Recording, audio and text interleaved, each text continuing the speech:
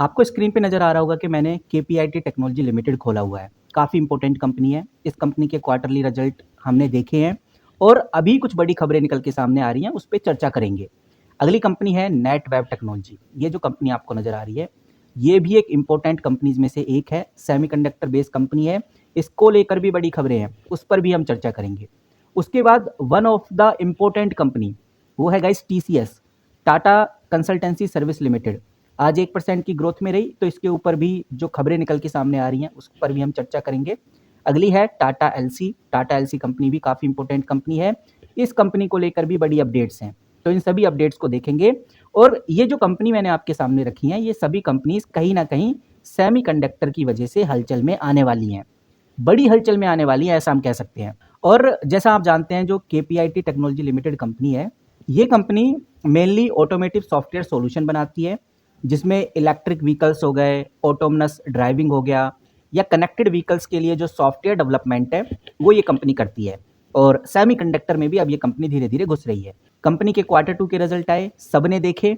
एक बार क्विक में समझ लेते हैं क्वार्टरली रिजल्ट कैसे आए। सितंबर 2025 का ये लेटेस्ट डेटा है और बहुत क्लियर नजर आ रहा है कि जो कंपनी की सेल है 1471 करोड़ से बढ़कर 1588 करोड़ पे चली गई है, यानी अच्छी खासी सेल हो रही है। लेकिन कुछ प्रॉब्लम ये है कि भाई कंपनी का इस बार एक्सपेंस थोड़ा ज़्यादा लग गया है। आप देख सकते हैं एक्सपेंस की वजह से कंपनी का जो ओपीएम परसेंटेज है वो 20% से घटकर 19% पे आ गया है। और इस बार कंपनी का जो खर्चा है, जो डेप्रिकेशन है, वो भी 56 करोड़ से बढ़कर 75 करोड़ पे आ गया, जिसकी वजह से कंपनी का जो नेट प्रॉफिट है वो कम रहा। 204 करोड़ से नेट प्रॉफिट घटकर 169 करोड़ पे आ गया, यानी 169 करोड़ पे आ गया। बट यहाँ पर ये समझने वाली बात है कि कंपनी की सेल जबरदस्त तरीके से बढ़ रही है। तो कहने का मतलब ये है कि ये जो केपीआईटी टेक्नोलॉजी कंपनी है, ये एक पॉजिटिव कंपनी है, अभी भी अच्छा परफॉर्म कर सकती है और इन्वेस्टर्स की नज़रें अब इस कंपनी पे टिकने वाली हैं। ऐसा मैं इसलिए बोल रहा हूँ क्योंकि कुछ अपडेट निकल के सामने आ रही हैं। वो अपडेट आप इधर स्क्रीन पे देखिए। सबसे पहले आप देखेंगे तो मैंने द हिंदू का आर्टिकल खोला हुआ है और इस अपडेट के बारे में मैं कल भी बात कर चुका हूँ, यानी संडे को। आज ये 9 नवंबर की अपडेट नज़र आ रही है, आज 10 नवंबर था। आज मार्केट क्लोज हो गई, पूरा सब कुछ हो गया। 11 नवंबर को फिर से हमें बड़ा इम्पैक्ट देखने को मिलेगा, क्योंकि ये जो हेडलाइन है, ये हेडलाइन अभी काफ़ी दिनों तक चलने वाली है कि जिस तरह से इंटेल के सीईओ के साथ डिस्कशन हुई है और इस डिस्कशन में, इस वर्चुअल मीटिंग में जिस तरह की बातें की गई हैं, वो सारी सेमीकंडक्टर के मिशन से जुड़ी हुई हैं। भारत ने बहुत क्लियर किया है कि 2025 में ही हम एडवांस नैनोमीटर की जो चिप डिजाइनिंग सेंटर है वो नोएडा और बेंगलोर में खोल देंगे और हम लगभग 5 प्रोडक्शन यूनिट बना रहे हैं और सालाना 10,000 से लेकर 38,000 जीपीयू बनाने की प्लानिंग चल रही है। तो कहने का मतलब ये है कि भारत सरकार एआई इंफ्रास्ट्रक्चर और स्किल डेवलपमेंट के ऊपर अच्छा फोकस कर रही है। ऐसा इसलिए क्योंकि अब आने वाला दौर एआई का ही है। ये आप बहुत अच्छे से समझ लीजिए कि सेमीकंडक्टर बनाने वाली कंपनी, एआई चिप बनाने वाली कंपनी, ये आगे और तेजी से बढ़ने वाली हैं।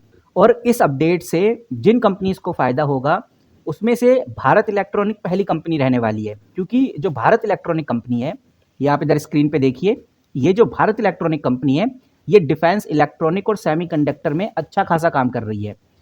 ऊपर से गवर्नमेंट का सपोर्ट भी इस कंपनी के ऊपर है, बिकॉज ये पीएसयू कंपनी है, तो इस कंपनी के ऊपर बड़ा इम्पैक्ट होगा।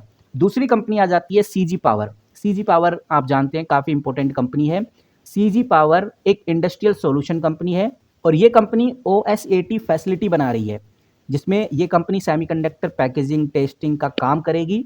तो इन दोनों कंपनीज को लेकर तो बड़ी अपडेट आगे हमें देखने को मिलेगी ही, तो इन दोनों कंपनीज के ऊपर नज़र रखिए ही। साथ में आप टीसीएस के ऊपर भी नज़र रखिए। ये जो टीसीएस कंपनी है, अगर आपको ऐसा लगता है कि टीसीएस को सेमीकंडक्टर या एआई इंसेंटिव का डायरेक्ट फायदा नहीं होगा, तो ये पूरा सच नहीं है। फायदा टाटा कंसल्टेंसी को भी होगा, लेकिन इसका ये फायदा दूसरी सेमीकंडक्टर मैन्युफैक्चरिंग कंपनीज के मुकाबले हो सकता है कि थोड़ा लिमिटेड हो। तो गाइस, टीसीएस के ऊपर नजर रखना इसलिए भी जरूरी है कि सिर्फ इंडिया ने इंटेल के सीईओ से डिस्कशन नहीं की, वर्चुअल मीटिंग नहीं की, इसी के साथ असम के अंदर भी एक बड़ी अपडेट निकल के सामने आ रही है। ये आप डेट चेकआउट करिए, 9 नवंबर 2025 की अपडेट है ये भी, और ऊपर आपको देखने को मिलेगा द इकोनॉमिक्स टाइम्स के द्वारा पब्लिश किया गया आर्टिकल। बहुत क्लियर नजर आ रहा है, जो निर्मला सीतारमन है उन्होंने रिव्यू किया है। किसको रिव्यू किया है? असम का जो प्लांट है, सेमीकंडक्टर इकोसिस्टम प्लांट है, इसको रिव्यू किया है उन्होंने। और ये जो असम का प्लांट है, सेमीकंडक्टर प्लांट है, ये टाटा इलेक्ट्रॉनिक के द्वारा बनाया जा रहा है।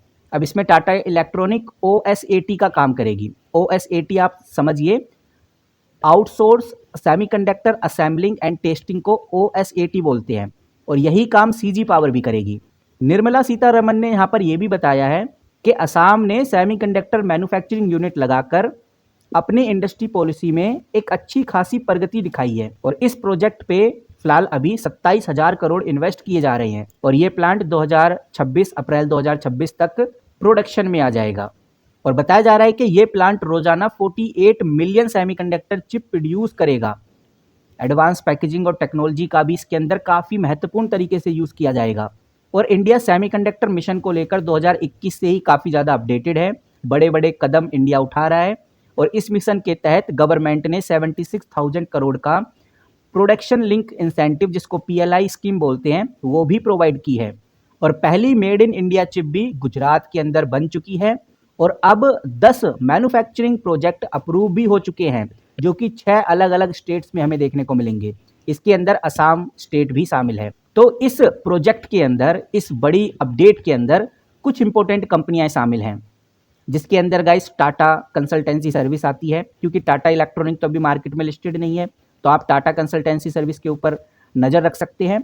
दूसरा, आप टाटा एलसी के ऊपर नज़र रख सकते हैं। ये कंपनी भी जैसे जैसे टाटा इलेक्ट्रॉनिक बढ़ेगी, इस कंपनी में भी तेजी आएगी। उसी के साथ गाइज आप नेटवेब टेक्नोलॉजी के ऊपर भी नज़र बना के जरूर रखिए, क्योंकि नेटवेब टेक्नोलॉजी जो कंपनी है वो भी आपको अब धीरे धीरे आगे बढ़ती हुई नजर आएगी। ये कंपनी भी अच्छी खासी ग्रोथ में आपको देखने को मिलेगी, और जैसे जैसे सेमीकंडक्टर इंडस्ट्री इंप्रूव होंगी, सेमीकंडक्टर इंडस्ट्रीज में हमें बड़ी ग्रोथ देखने को मिलेगी, वैसे वैसे Netweb technology, KPIT technology, Tata consultancy, Tata LC, ये जो कंपनीज हैं, इनमें हमें अच्छी हलचल देखने को मिलने वाली है। फिलहाल ये जो 2 खबरें मैंने आपके सामने रखी और जो कंपनी का डेटा आपके सामने रखा, आई होप आपको छोटी सी वैल्यूएबल इन्फॉर्मेशन पसंद आई होगी। इस वीडियो में इतना ही। जैसी कोई नई न्यूज़, नई खबर आती है तो सबसे पहले आपके साथ शेयर करूंगा। मिलते हैं किसी नई वीडियो के साथ, तब तक के लिए take care and good bye.